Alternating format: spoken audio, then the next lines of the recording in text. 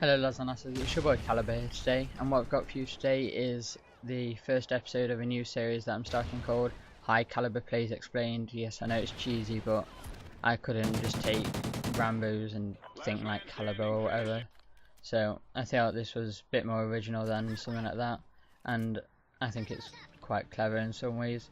So this series, you'll probably be able to tell just from the name, it's where I get a gameplay where I do quite well and explain why I'm doing the things that I'm doing in case I just feel like doing it. So I feel like, without being cocky, my gun skill isn't that good and neither is my connection, and most of the time I still do quite well in games, so therefore there's got to be something I'm doing right. So I personally think it's how I play. Most of the gunfights I get in are gunfights that I should win 9 times out of 10 or even more because of my positioning.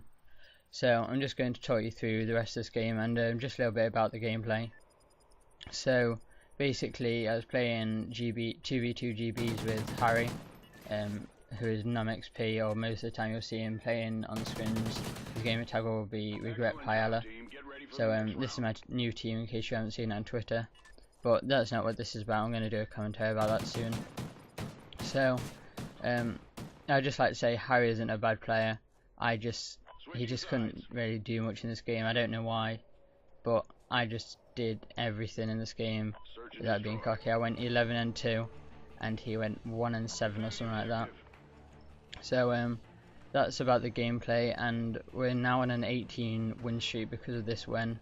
If we'd lost it then, if I hadn't done as well, then we'd have probably lost the win streak. So, but like I said, Harry's not a bad player. It's just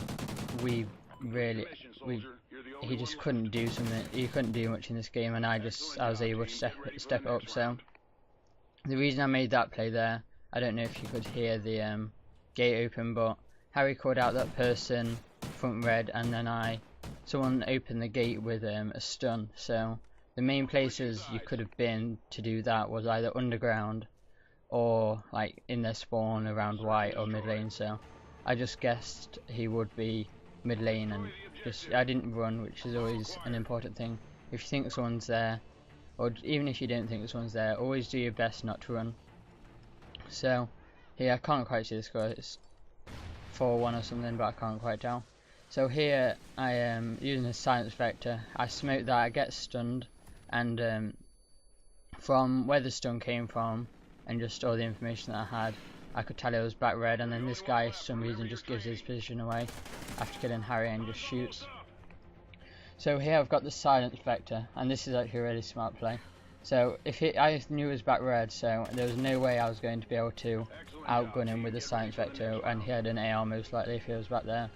So I just rushed across there without even peeking to make it look like I didn't know he was there, although it was kind of predictable. And then I came back round because I thought he was going to sprint after me, and it worked, and I was actually really happy with that play.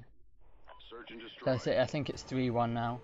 So most of the time on this map when we're playing dubs, I end up pushing right side, and actually we end up losing this because Harry gets picked first, and then I end up going top green, and they end up planting and just winning the round. So there wasn't really much I could do, especially with an AR. But so there's nothing really to explain there. He played it well, to be honest. I knew he was in fire. If I'd made that jump, I probably could have maybe won the round, or at least made it a 1v1. But I ended up choking the jump. But so now to the next round, we end up getting 3 rounds straight. So what was going through my head was, last time I smoked fire lane and pushed into fire, and the guy back red couldn't stop me, and I ended up killing his teammate in Owens. So that guy back red was going to have to switch it up. So I knew he would either go in red or go in fire, so I smoked it, and I thought he would push me if he was in red, and he ended up doing so, and I shot his body because it was he just got outplayed, to be honest. And then this last player, I can't actually remember what he does, so he's not green 3, I think that's where he shot Harry from, and then I still think he's up there because there wasn't really anywhere else for him to go, so I push up here, tell Harry to start planting the bomb because I'll be able to trade it if he gets killed, ends up starting to shoot, I fall down and get a good trade. And that's another thing. If you're doing bad, like individually, as Harry is doing, I think it's like 0-6 or something he's going now, and you don't think that you can, because they've got good connection or whatever, you don't think you'll be able to pick up, just play more as a team, and it doesn't matter if you die. Most of his deaths, I traded, or he gave me good enough information to get a trade or make a play on my own. So that's one thing. It's one thing doing badly, and then one thing doing badly and not helping your team.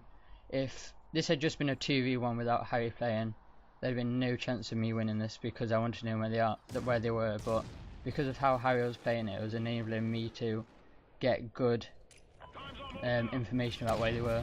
So in the kill feed you saw Harry get his first kill, and I know this last guy is around mid-train, but I couldn't really tell much more. Harry calls him out into B-Dom and I get him. And the reason I played that quite defensive is I think all the other of their offense rounds, they ended up stunning gate or doing a gate push, but none of the times they actually pushed out of underground, so I figured that it was about time for a gate rush, but for whatever reason they didn't end up doing it. And this offense, I'm just going to do the exact same as I did last round, because in my opinion doing the same thing twice is unpredictable, because it's just a weird play. So I thought he might rush out red just to swap it up. I checked the left, smoke it exactly like I did last time. I make the exact same play, and for some reason he falls for it. I guess it was because it was so predictable what I did. And then this last guy, I can't actually remember how this round ends. Actually, I get a really nice shot on him.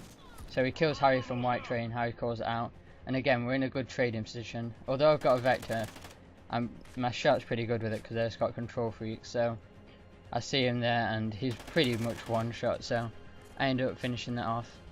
I go 11-2, and Harry goes 1-7. But as I said, it's one thing doing bad. If he'd gone 1-7 and been a bad player, then we'd probably end up losing that because we wouldn't have been in trading positions. But because he is a good player, we were able to trade the kills that he died on. So thanks for watching the new series, and hope you enjoyed it. And as always, lads and lasses, adios. LOL.